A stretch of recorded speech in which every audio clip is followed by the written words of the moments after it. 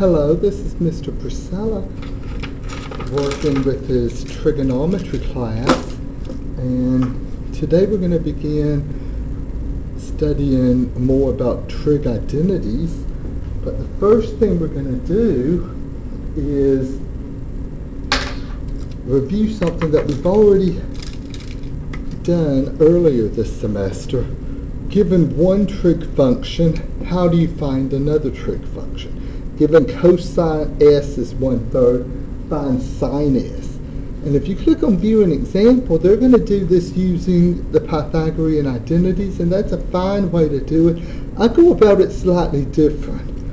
Whenever told to find one trig, given one trig function, find another, I will always use the XYR definition, where x squared plus y squared is r squared. If I think of cosine s as 1/3, and we're in quadrant 1, in quadrant 1, x and y are both positive. At this point, you should know that XYR definition. Cosine is x over r. So I'm going to set it up like this. X is a positive 1. Y we don't know.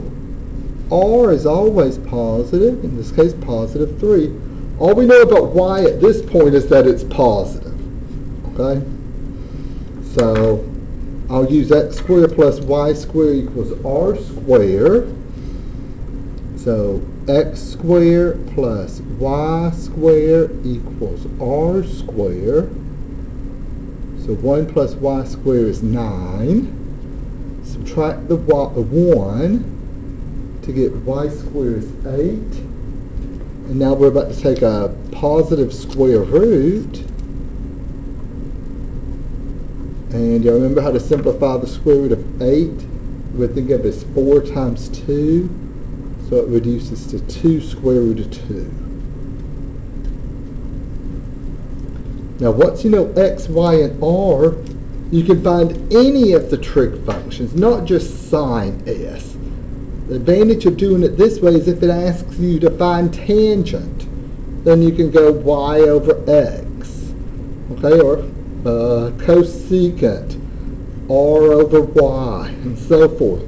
This is a much better way of doing it than using the Pythagorean identities the way you see it with view an example. So sine s is y over r, so 2 square root of 2 over 3. Y over r. See, what's another one for us to do? Let me just this is what I refer to as leafing through or flipping through the papers. Well, maybe we better do one more like that. Problem number 2. Let's see, how would we do number 2? Well, we're told secant theta is 8/3. Find sine theta. Okay. So,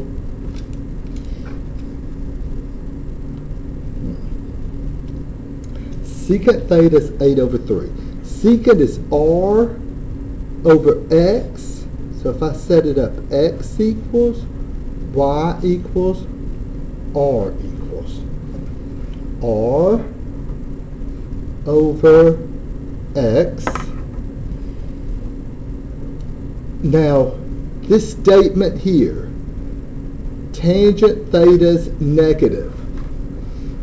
Tangent is y over x. Well, x is a number positive 3. The only way tangent can be negative is if y is also negative. So now I'm going to use it. I'll do what I did right up here. X squared plus y squared is r squared. So let's see. X squared plus y squared is r squared. So that's 9 plus y squared is 64. So subtract the 9. Y squared is 55. and then we're going to take the negative square root of 55. So y is, I'm going to put this red in negative, I'm going to put this negative in red because of this. That's what I'm saying, y has to be negative right there. Square root of 55.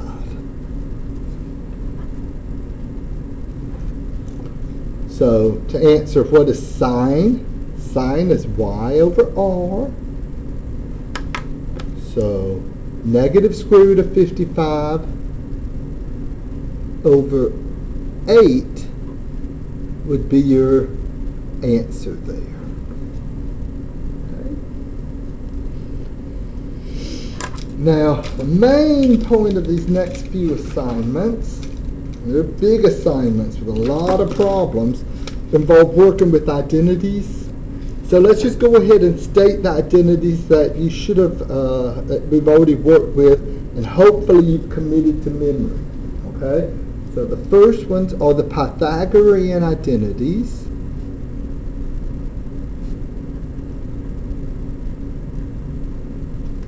And those are sine square theta plus cosine square theta equals 1. In an earlier video, I believe the second video for the course, I went through and derived these, taking the x squared plus y squared equals r squared, and just dividing everything through by x squared, divide everything through by y squared, divide everything through by r squared.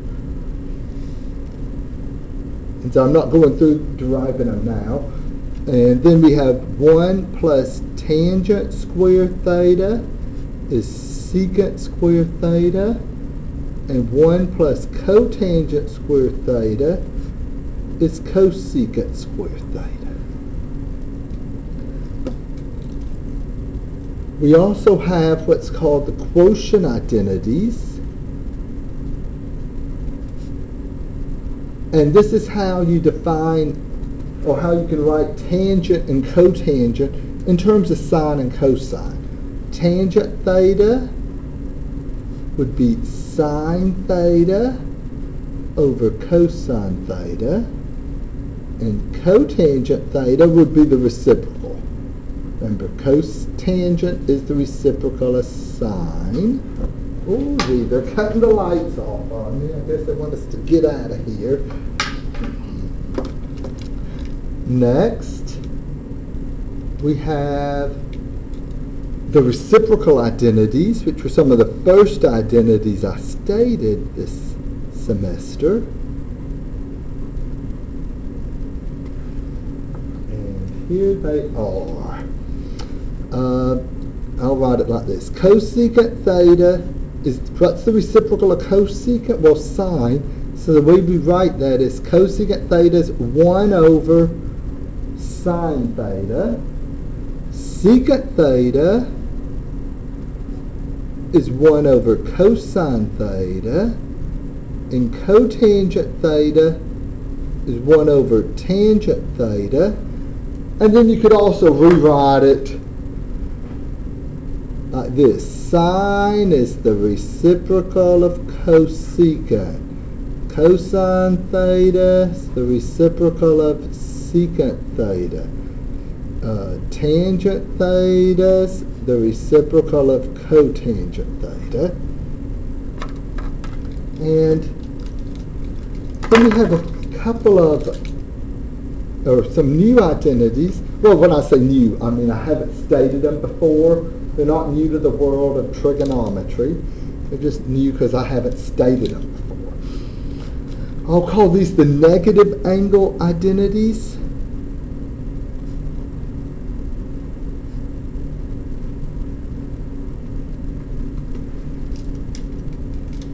Cosine negative angle. Let me go ahead and write it like this. Cosine, sine, tangent, making this negative here. I'll state them and then I'll discuss or I'll try to justify why, and it's pretty easy to see why if you look at the unit circle and remember how we define a negative angle measurement as starting at the x-axis and moving clockwise versus starting at the x-axis and moving counterclockwise. Now, cosine negative theta is just the same as cosine theta. Now for the other two, sine negative theta and tangent negative theta, you can sort of factor that negative out or write it as a -1 factor. And notice I've only stated it for those three. Secant works the same as cosine. Cosecant and cotangent work the same as sine and tangent. Okay? So secant negative theta would just be secant theta. But those are the only two where you just drop the negative. For all the other four,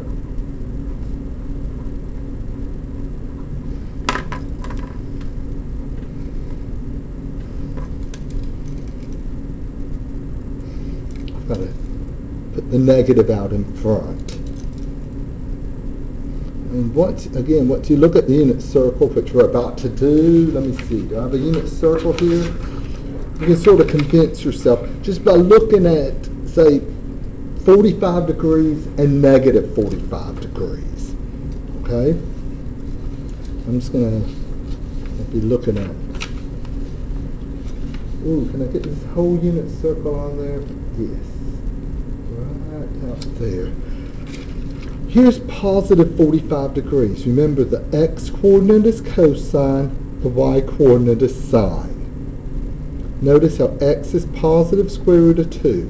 Now, what about cosine -45 degrees? -45 degrees would be start here and move 45 degrees. Basically, you move 1, 2 ticks in this direction, 1, 2. If you move 1, 2 ticks in that direction. So -45 degrees would be coterminal with 315. Notice, cosine 45 degrees equals cosine -45 degrees. Why? Because up here, x's are positive, and down here, x's are also positive. So if I wanted to know cosine -30 degrees, it's just the same thing as cosine 30. What about cosine 60 degrees? And if you keep going around, looking, okay, well, 90 and -90, yeah. And move this way. Notice here and here, this x value is the same as that x value, and so forth. But what about for sine? Well, if we look once again at positive 45 degrees and -45 degrees. Notice this one's positive, that one's negative. Okay? That's why we say sine -45 degrees is just the negative of sine positive 45 degrees. And if you can follow it for cosine and sine, then tangent has to work like that also. If you go sine over cosine, you're getting a positive 1. Sine over cosine, here you're getting a -1. So just looking at the unit circle and thinking about positive and negative, you can convince yourself of these identities. These are the identities that we're going to need for the next couple of assignments. So starting with number 3, that is a pretty easy one. It's a pull-down menu. When you see this, when you're actually doing it on my math lab, there's a pull-down menu. It says secant -x. Well, which one is it? It sure wouldn't be those. With secant, do you drop the negative or do you move it out in front? Well, secant works like cosine, so you're just going to drop the negative. So there's not any real work here. You'll just, okay, secant -x. I imagine that the program's changing that trig function everyone's won't be secant. It'll be a different trig function there. Then we start simplifying trigonometric expression. And you might recall doing this on an earlier assignment. Here we're just going to do even more. Like, it says write in terms of sine and cosine and simplify. Well, cosecant x, I could write as 1 over sine x.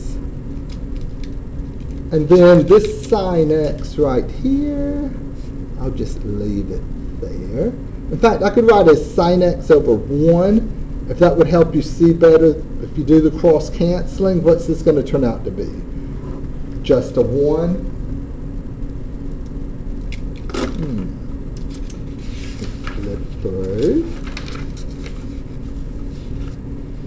Here's another one for us to do. It's a multiple choice one, okay. Several of these are multiple choice, or a lot of them actually. I'll cover up those answer choices right now. It's the same instructions. It says write it in terms of sine and cosine, and then simplify. Okay. The thing that would need to be rewritten is this cosecant square theta. So I'm writing sine square theta. Now the stuff in parentheses I'm writing in black. Cosecant I could write as 1 over sine square theta minus 1. Now let's distribute that. Sine squared theta times 1 over sine squared theta. That's just going to give us a 1. That's the first distribute. Then over here, minus sine squared theta. And at this point, see, that's not one of our answer choices, but this should be bringing something to mind. So I'm just sort of thinking here. I'm in pink, well, no, in orange, because the orange is always so dim. I'm going to think. These are my thoughts. When I think of a 1 and a sine squared theta, it brings to mind that first Pythagorean identity. Sine squared theta plus cosine squared theta is 1. If I move this over here, I'd have 1, and that would be a minus sine squared theta. So you see, here's another way we could rewrite that first Pythagorean identity. Cosine squared theta equals 1 minus sine squared theta. So I can replace this 1 minus sine squared theta with just cosine squared theta.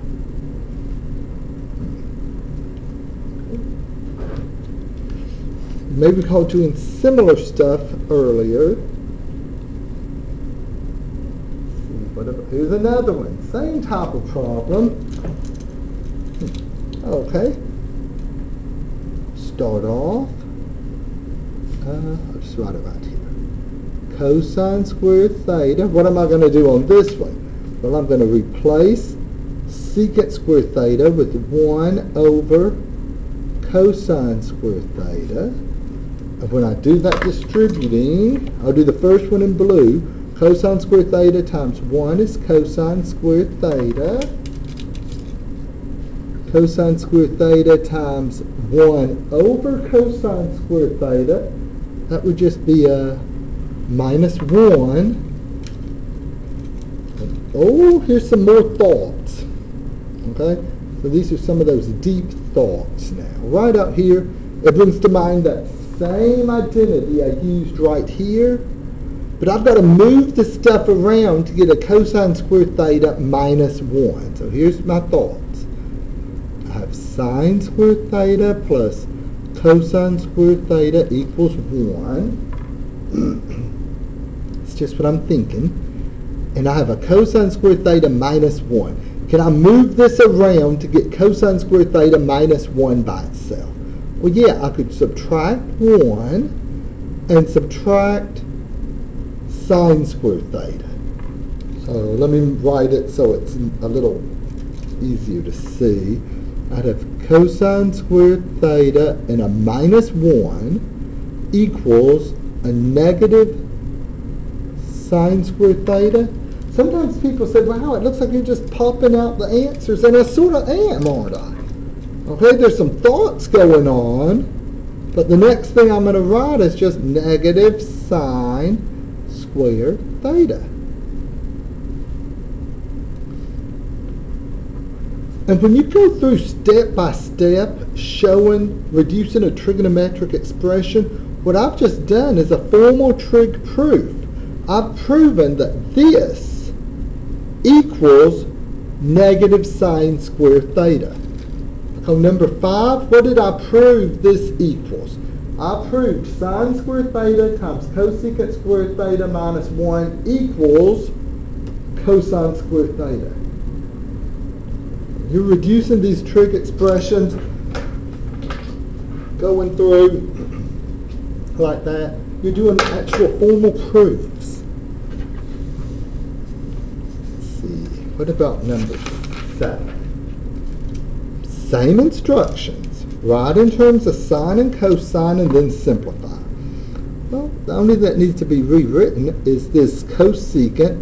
We could write as 1 over sine theta.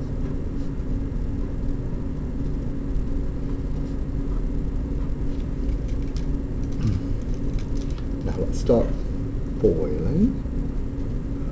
We'd have a 1.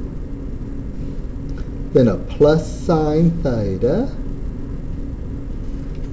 Now I'll distribute the negative 1 over sine theta. And we'd have a minus 1 over sine theta. And a negative 1 over sine theta times a positive 1 over sine theta. That would just be a negative 1. So the 1s are subtracting out,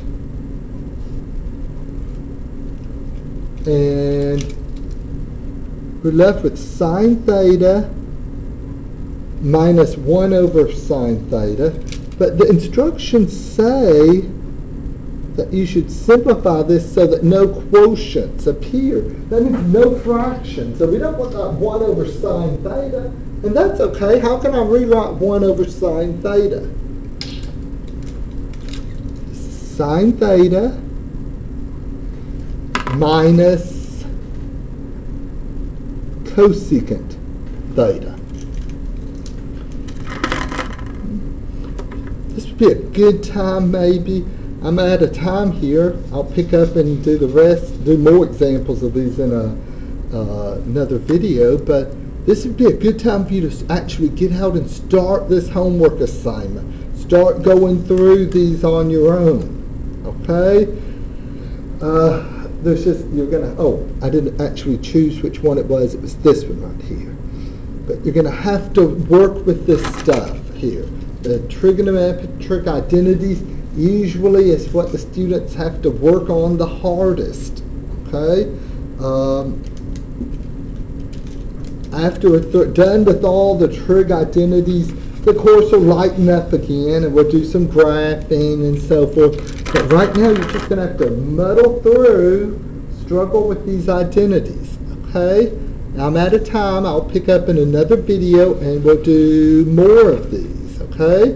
But go ahead and get started on this stuff. Don't let it just build up. It's going to take a little bit of time working with it for you to get accustomed to these. This is the big difference between this course and algebra. In algebra, you're using the quadratic formula, for instance. And, well, they all work out the same. Or you're solving an inequality with cut points or something. And it's the same process over and over. Here, every problem is sort of different with these simplifying identities, but you have your basic rules that you use. What are the rules? Well, it's these. So it's very, very important that you get very familiar with these identities. If you haven't already memorized them, I suggest you do so. Do it today. Write them down on a little sheet of paper, bring them around with you until you have them memorized. In a little while, we're going to get more identities that you just absolutely have to have memorized. So you should memorize these now if you haven't already done so. Okay? I will continue with this topic later, but right now I've got to get out of this room. Okay, thank you. Bye-bye.